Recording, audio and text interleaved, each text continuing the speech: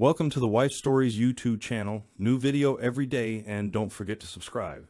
Here we go. I stood at the window and watched as the car backed down the drive, turned right, and disappeared down the street. I wondered why I wasn't more upset. I'd just seen 10 years of my life drive away. Shouldn't I have felt something? Shouldn't there have been something other than a shrug of the shoulders? Oh well, I guess I should go and take care of that dripping faucet. As I turned and headed for the kitchen, I ran the events of the last half hour back through my mind. I'd come home from work to find my wife, Peggy, sitting at the kitchen table with a full glass of wine in front of her. I knew something was up as soon as I saw her sitting there. First, she was home before me, and she never got home from work until a half hour to an hour after I did. Secondly, the understanding we had was that the first one home would start dinner, and there was nothing on the stove. Lastly, there was the glass of wine. Peg rarely drank. I was no sooner in the room than she asked me to sit down and told me she had something to say. I grabbed a beer out of the fridge, sat down across from her, and she said, "Rob, I know you know this. There has been something out of sync between us for the last 6 months or so. I have no idea why we seem to be moving away from each other. I don't know if it has something to do with me or something to do with you. But something is wrong. I've tried to talk with you about it, but all I get from you is that we are just going through a rough spot and it will get better. I've decided that we need to separate. I'm not talking divorce, just a separation for a while. I think I need some space, Rob. I need to get away, look at my life, and see if I can figure out where the disconnect between us is coming from. You can use the time we are apart to look at the same thing from your angle." "Oh, come on, Peg. It isn't that bad. Sure, we are having some problems. What marriage doesn't? But two people can't work out problems if they are away from each other and not talking. Talking isn't going to help, Rob. You only see one problem with our marriage. As far as you are concerned, the only problem we have is that we aren't making love. Your solution to the problem is for me to get naked and let you have your way with me. As far as I'm concerned, there is a lot more wrong. We don't make love anymore because I don't want to. We don't snuggle or cuddle anymore because I don't want you touching me, and I don't know why I don't want you to touch me. I still love you. I love you as much as I did on the day we were married, but something is wrong and I don't know what it is. I need some space, Rob. I need some time alone so I can figure things out." "So you want to pitch 10 years of marriage out the window?" "No, Rob. I just think we need to spend some time apart. I've already packed my stuff in my car. I'm going to stay with my sister until I can find a place. I'll call you once a week to keep in touch." She stood up and said, "I have to go. I told Mary that I'd be there by 7. She turned and walked away without even offering to kiss me goodbye, and that in itself told me where I stood. It didn't take long for the word to get around that Peggy and I had separated. Most of our friends were sympathetic and went out of their way to try and cheer me up. Peggy called me once a week and asked me how I was, and I would say I was managing. Then I'd ask her how she was, and she would say that she was okay. Then I would ask her if she were ready to come home yet, and she would tell me not yet. Peg had been gone for 6 weeks when I started hearing things, disturbing things. Things like she had a live-in boyfriend. I didn't want to believe that. I wanted to believe that things were like she said they were. That she just wanted some time alone to get her head straight, and then she would be coming home. I kept hearing things, so I decided to check out the rumors. I'd find out where Peg was staying, do a little snooping, and put the rumors to rest. But no one could tell me where she was staying, either because they couldn't or wouldn't, and I began to think that something about the situation stunk to high heaven. I was having dinner with my friend Tom and his wife Tanya, and I voiced my concerns and let slip that I was going to hire a private detective to find Peg and either confirm the rumors or disprove them. I saw Tom look at Tanya, and I saw her give him a little nod. "Save your money, Rob," Tom said. "The rumors are true. Most of the people who know you know what is going on, but they like you too much to tell you." "Tell me what?" "That Peggy left you to live with Adam White." "Adam White? Who the hell is Adam White? I've never heard of him." "He works with Peggy. And she just up and left me to go and live with him? That doesn't make sense. If she was going to do that, why didn't she just divorce me? What's with the separation crap? And everyone knows this, but no one would tell me? Gosh, what a great bunch of friends I have. I stood up, threw my napkin down in the center of the table, and said, "Thanks bunches. I'll see myself out," and I left their house. On the drive home, I thought about what I had just learned. No sex with Peg for over a year because she didn't want to make love with me. No snuggling for over a year because she didn't want me touching her, and all the time she was cheating on me.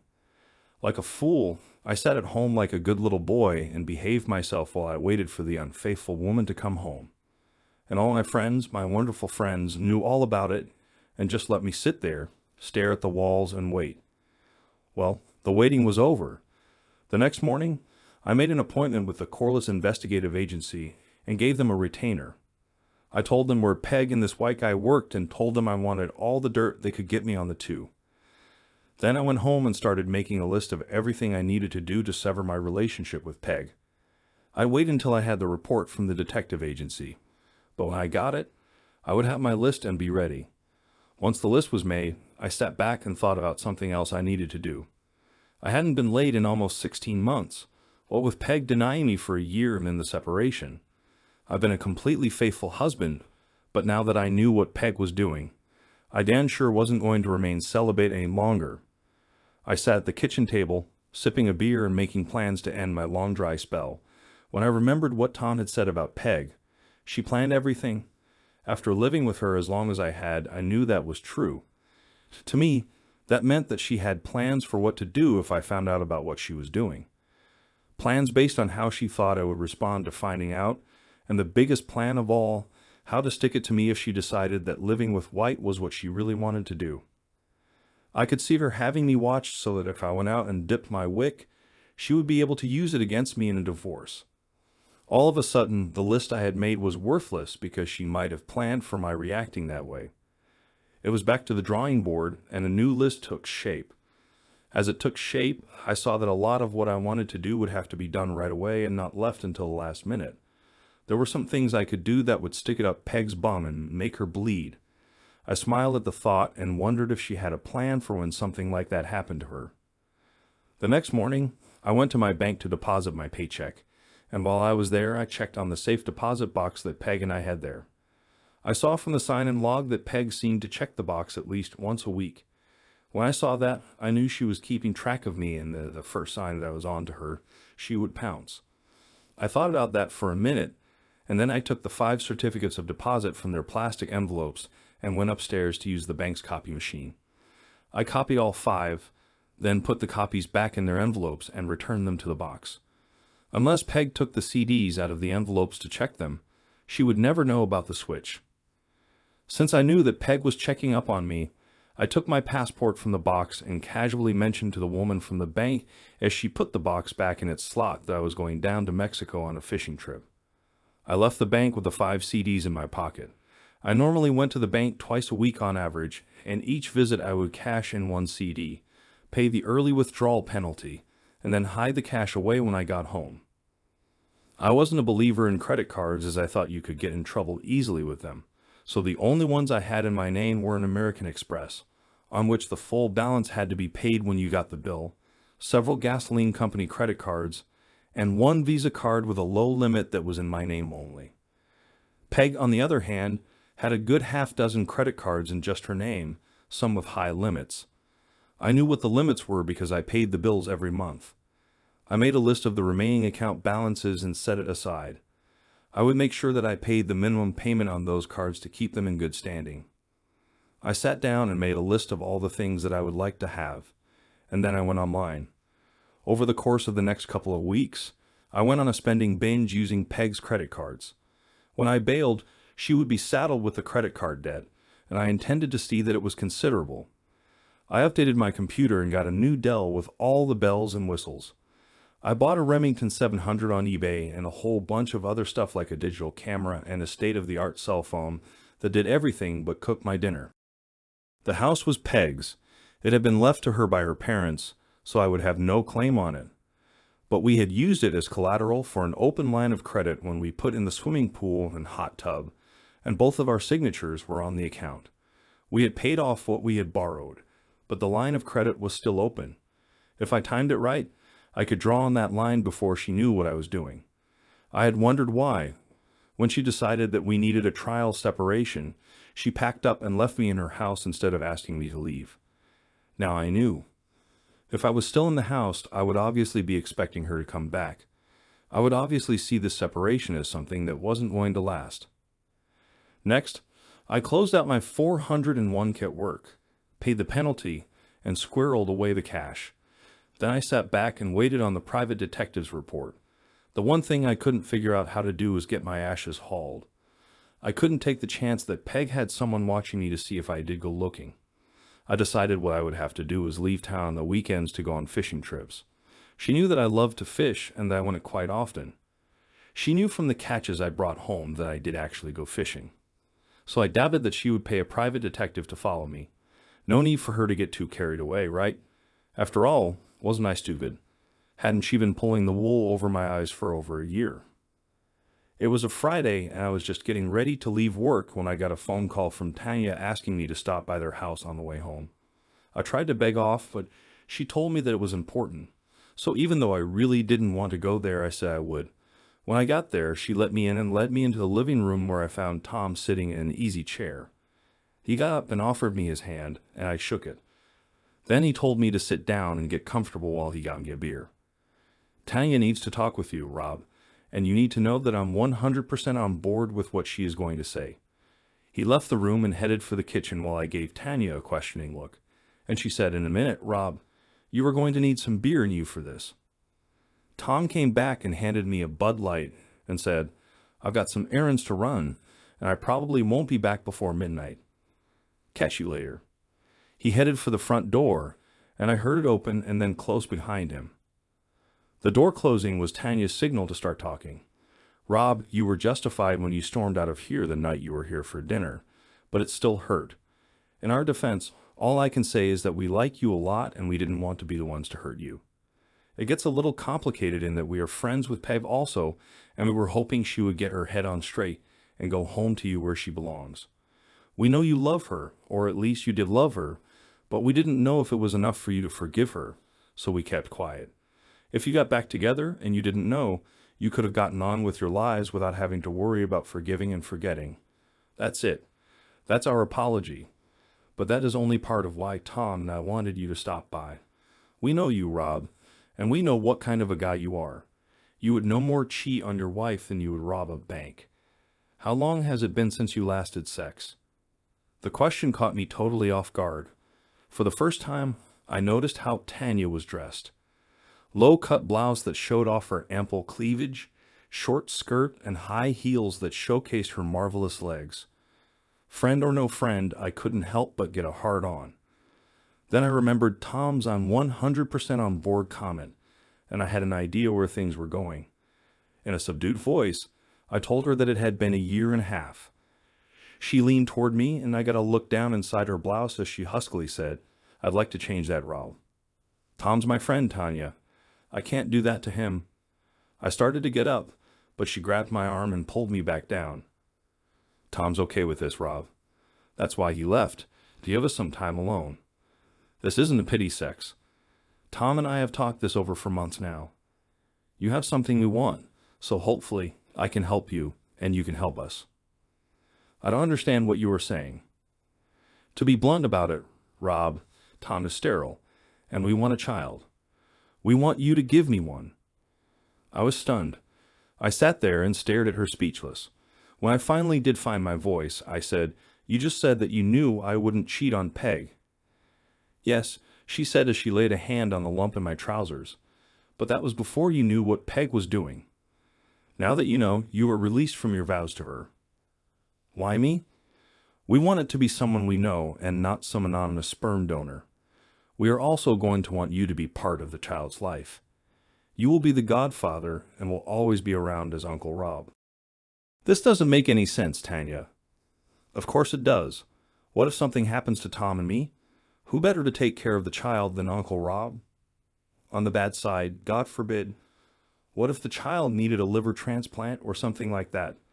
Could we find the anonymous sperm donor? And even if we did, would he help? If we got on a waiting list, how long would we have to wait to find a donor who would be a match?" "No, Rob, we thought it through. We want you to be a part of our family. On the other side of the coin, are you going to tell me that you don't find me sexy? She looked at me and started touching me and said, "This says you do." And then she pulled me close to her and said, "There are benefits to being the father of my child, Rob.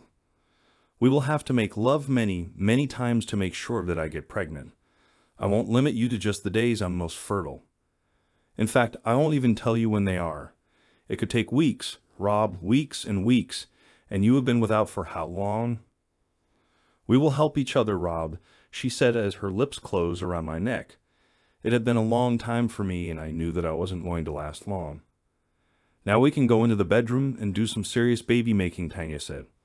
All my reservations about what was happening had disappeared about the time when she gave me a B job, so I got up and followed her into her bedroom. We watched each other undress, and then Tanya got on the bed and spread her legs wide.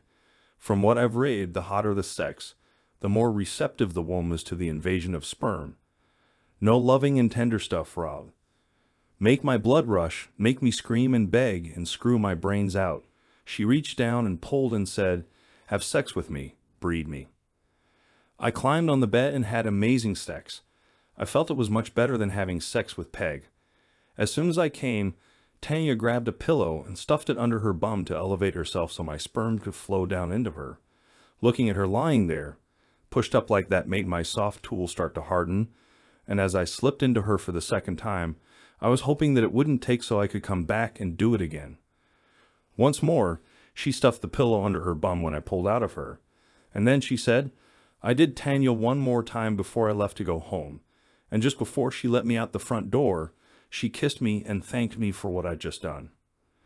I'd like to do it every day until I get pregnant, but Tom is used to making love 3 or 4 times a week, and even though he is okay with this, I won't give him sloppy seconds. Call me tomorrow, okay?" I thought about what had just happened all the way home, and as I pulled into the driveway, it occurred to me that if Peg was having me watched, she would find out about my visits to Tom and Tanya's and notice that Tom left, but that I stayed for several hours after. The next morning, I called Tanya and explained my thoughts to her, but she told me not to worry, that no one would see Tom leave because he didn't. He went down to his basement workshop and stayed there until I left. That information gave me pause. It was one thing to make love to Tanya when Tom was gone, but could I do it if I knew he was in the house? Tanya must have known what I was thinking because she said, "Don't worry, Rob. It will be okay. I promise." That afternoon, I got a call from Tom asking me to have a drink with him after work. Talk about awkward. Try sitting down with a guy you have known for 20 years, who is a good friend and whose wife you have just slept with his knowledge. He must have known what I was thinking, so he cut right to it. "I know this is awkward for you, Rob." "Heck, buddy, it is awkward for me, but I have to talk with you about the situation we are in. First off, and I told you this when I left you and Tanya alone, I am 100% okay with it. I mean that, Rob. But that said, I have to tell you that Tanya didn't tell you the full truth. I know she told you about wanting a child and about me being sterile, but I also know that she didn't tell you the rest of it. To be blunt about it, buddy, I can't get it up. I haven't been able to make love to Tanya in over a year. My God, that is why she was so hot last night. She was playing catch-up, and her telling me that she didn't want to give Tom sloppy seconds was her way of covering for his inability. She didn't want me to know he was impotent because she didn't want me to think less of him as a man. Not that I would have, but she didn't know that. What a difference between her and Peg. Tanya put Tom first, even in difficult circumstances, while Peg thought only of herself.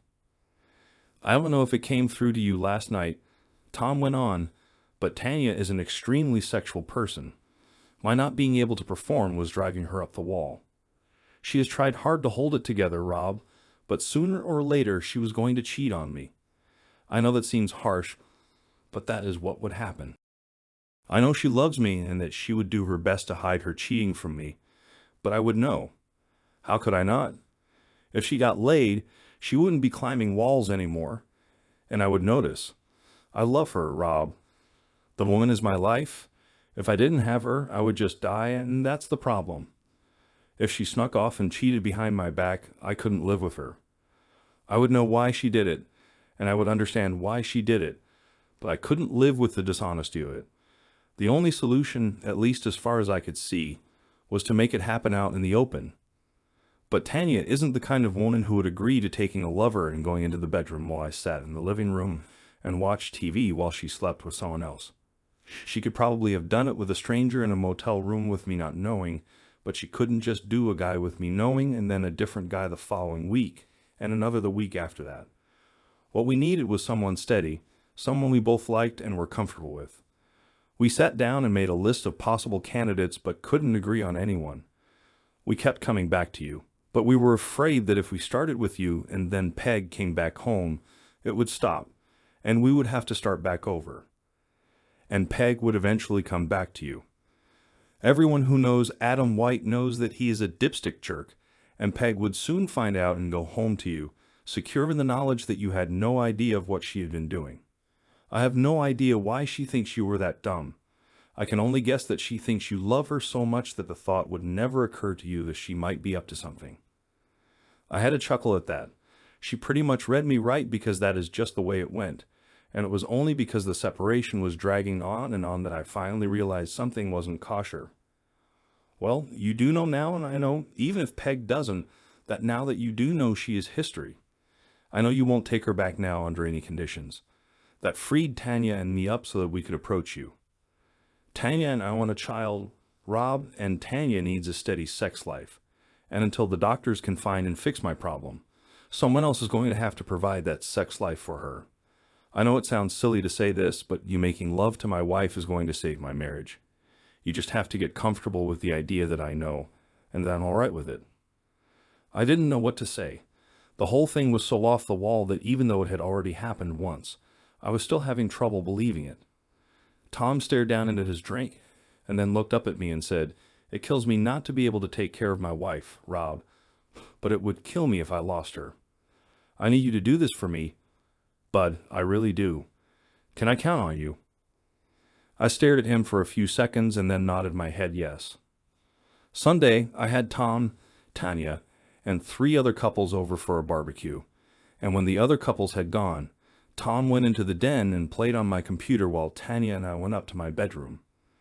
By the time I was undressed, Tanya was lying on the bed and imploring me to hurry. My house, Tanya, and in my house and on my bed, we do it my way.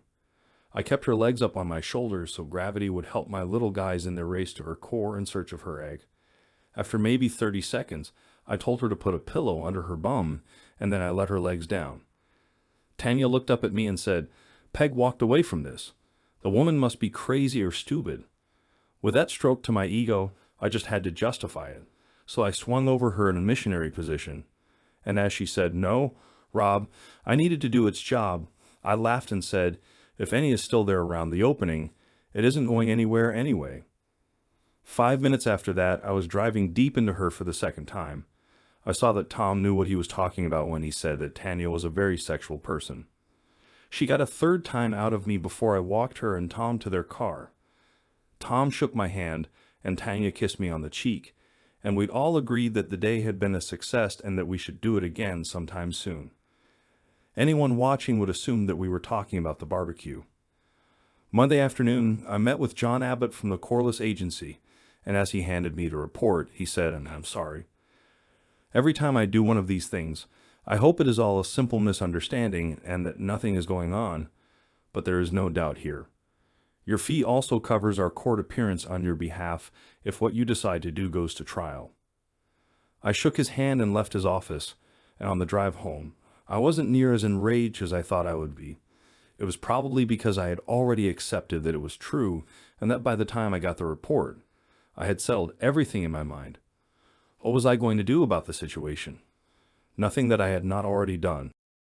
The only thing left for me to do was time the draw on the house line of credit, so Peg wouldn't know about it until it was too late. I would see an attorney and get the papers drawn up, but I would hold off on having them served until I was ready. For the next 5 weeks, I saw Tom and Tanya 3 or 4 times a week, either at their house or mine. They let the word out that I was going through a rough patch and that they were spending time with me trying to cheer me up. I got my weekly phone call from Peg, but I stopped asking her how she was and when she would be coming home. Finally, I'd had enough.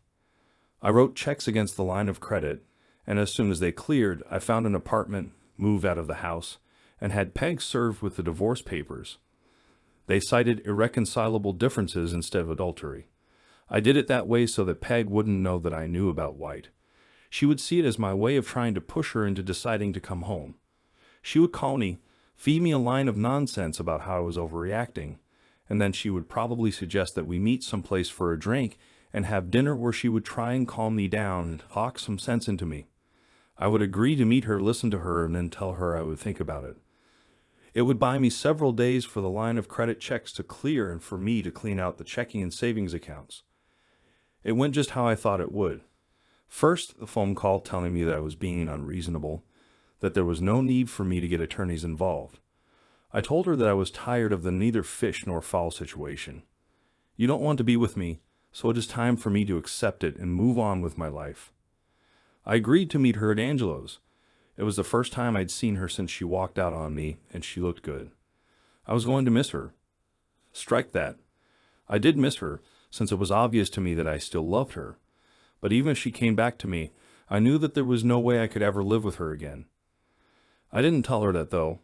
Instead, I sat there and listened to her as she fed me a line of nonsense. She was seeing an analyst, and she was helping Peg understand blah, blah, blah, and Peg was making good progress, and all she needed was a little more time. I know it is hard on you, baby, but it is just as hard on me. Please, baby, please, just a little more time. I told her I would think on it and let her know. I waited 2 days, and then I called my attorney and told him it was time to go to step 2.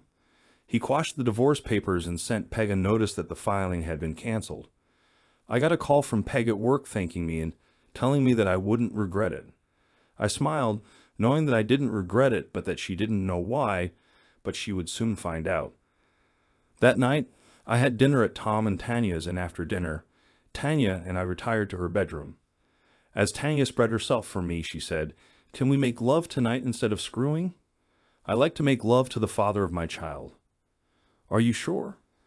"Positive. The home test told me Tuesday, and the doctor confirmed it this afternoon. You are going to be a daddy. We only did it once that night, but it was a long, slow, and very satisfying session. When it was over, I told her it might be a while before I saw her again. I'm going to end the farce with Peg and White this week, and I may have to leave town for a while. Don't do anything too drastic, lover. I am going to need the father of my baby to be around." "That would be Tom, sweetie. You need to start thinking like that. You know what I mean, lover. Just because I'm bred doesn't mean I'm not going to need you anymore." Adam White was a member of the Fraternal Order of Eagles, and since he had been elected Sergeant-at-Arms, he had never missed a meeting. He left that Wednesday's meeting in a good mood as, after talking to several of the more influential members, he believed he had a shot if he ran for higher office in the order. He was in that good mood when he got out of his car in the parking lot of his condo. He locked his car door, turned, and felt a blinding pain before everything turned black. He was found by a neighbor who called 911, and the paramedics who responded to the call rushed him to the emergency room at the hospital, where it was found that both of his arms and both of his legs had been broken. There was damage to his genital area so severe that both of his testicles had to be removed.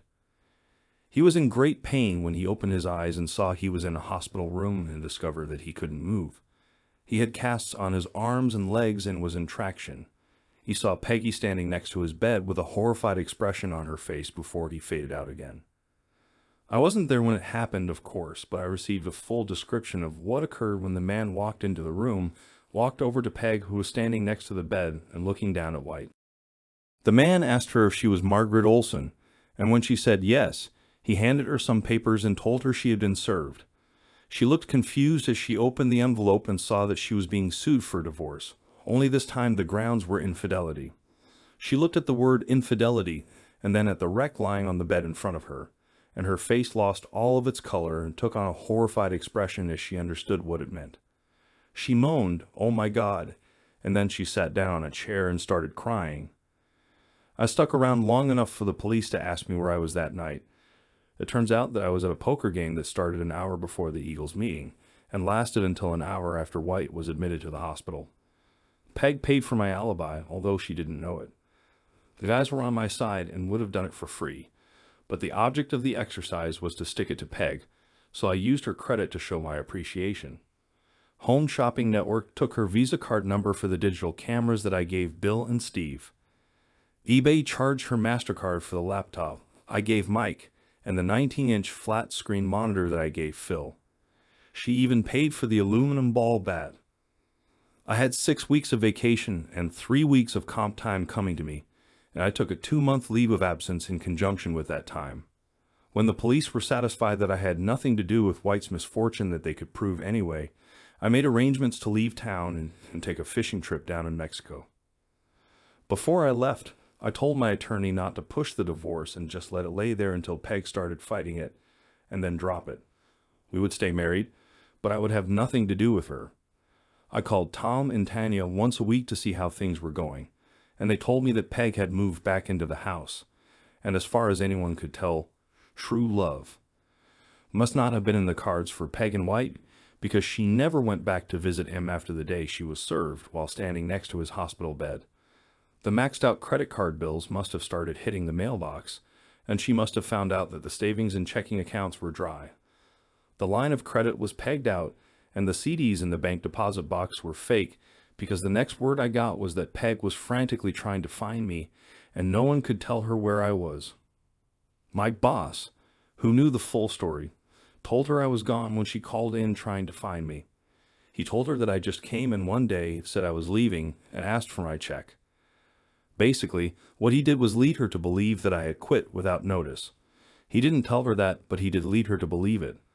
A call to my attorney demanding that he set up a meeting with me got her the information that I had dropped the divorce action, paid him off, and that he no longer represented me. She had no choice. For months after I had left on my fishing trip, she filed for bankruptcy. She ended up losing the house, and she had to give up her Lexus and start driving a used Geo. Once I heard that, I came back from Mexico, got an apartment on the other side of town from where Peg lived, and did my best to stay away from places where she might see me. Tanya was 5 months pregnant and looking sexier than any woman had a right to look, and we picked up where we left off. This time, though, we didn't have to worry about whether or not someone was keeping tabs on me, and 2 or 3 times a week, she spent the night at my place, or I spent the night at hers. I was back 2 months before Peg found out, and one day when I got off work, I found her waiting in the parking lot for me. She got out of her car and headed for me, but I ignored her, got in my car, and pulled out of the lot. In the rearview mirror, I saw her hurry to her car, and I slowed down so she would be able to keep me in sight. I'd have it out with her, but not in the parking lot at work. I kept my speed where she would have no trouble following me, and about 10 minutes later, I pulled into the lot at Bud's Bar and Grill. I was inside by the time she got parked, and I was sitting at the bar ordering a Bud Light when she came in, looked around, saw me, and headed toward me. She was already mouthing off as she approached. "Don't think you can run from me, you scum sucker." I know Peg, and so I knew what she would do. I spun around on the stool and caught her wrist as she swung at my head. I squeezed as hard as I could, and she gasped in pain as I said, "I have every reason in the world to want to hurt you, Peg, so best you don't push me too far. You keep your hands to yourself unless you want to feel some real pain." I let go of her wrist and said, "I wasn't running from you. I drove nice and slow so you could follow me here. I wasn't going to air your dirty laundry in the parking lot where I work. It doesn't matter here because everyone here already knows you are a tramp. I want to talk to you." "I don't want to talk to you. I've already listened to enough of your lies." "I want my money back." "What money would that be, Peg?" "You owe me the money you took out against the house, and half of everything else we had was mine, and I want it." "Well, you ain't going to get it, Peg. My position on the matter is that it was restitution for what you did to me. What is it the lawyers say when they sue? Compensation for pain and suffering and loss of conjugal rights. I figure what I got just about covers the pain and suffering I went through for going without sex for 1.5 years while you were giving it away to someone else, and for the humiliation I suffered as everyone that I knew looked on me as a stupid cuckold. Damn you, Rob. I lost my parents' home because of you." "Big deal, Peg. It couldn't have meant all that much to you since, as I recall, You moved out to shack up with another man. I mean it, Rob. I want that money. Here's a newsflash for you, Peggy. You will never get a dime of it from me. You tried to screw me over, and you got caught, and I made you pay. Live with it. I guess we will just have to see what the courts say. Doesn't matter what they say, Pay. Here's the way it will work. You will have to get a lawyer and sue me for divorce to get me into court, so the court can issue an order as to the division of assets. As soon as you sue, I will countersue. A good lawyer can stall things for 6 to 8 months, and during that time you will be paying your lawyer. Can you afford to pay him to get nothing? I have all the evidence I need to fight you in court, and if I win, you will take it in the bum. Worst case scenario for me is that I'm ordered to split the assets. I say, okay, judge, and leave the court. You and your lawyer wait and wait and wait for the money, but the money never comes. You call me, but I don't take. You and your lawyer wait and wait and wait for the money, but the money never comes.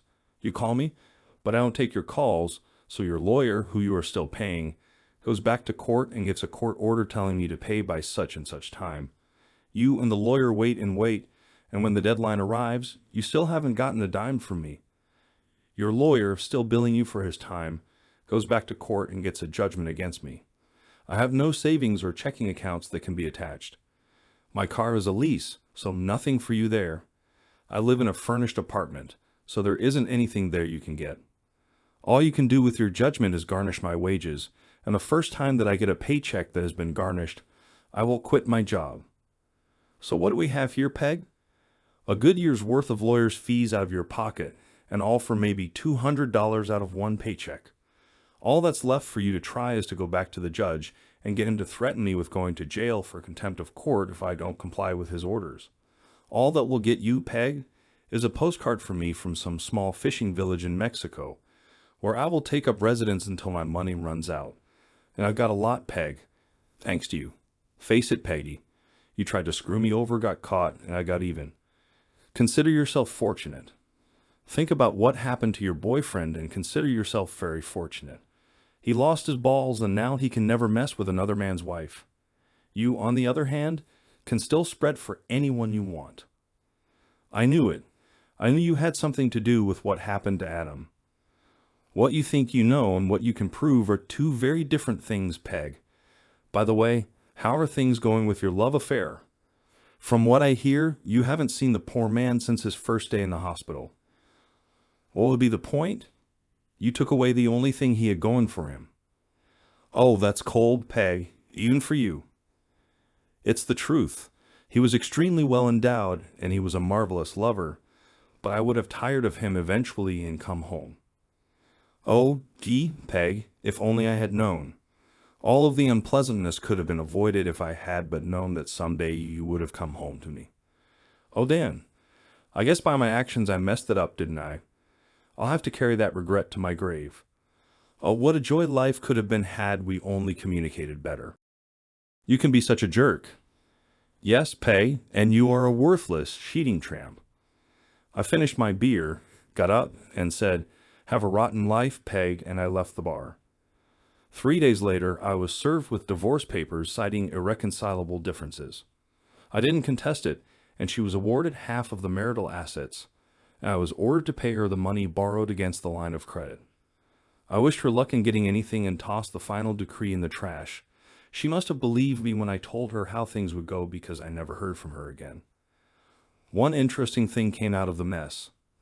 Everyone was agreed that White was a dipstick jerk, but even dipstick jerks can have a friend or two, and one of White's was Peggy's boss. He wasn't happy with the way she treated White after his misfortune, and he fired her. Well, fired isn't the way it was put.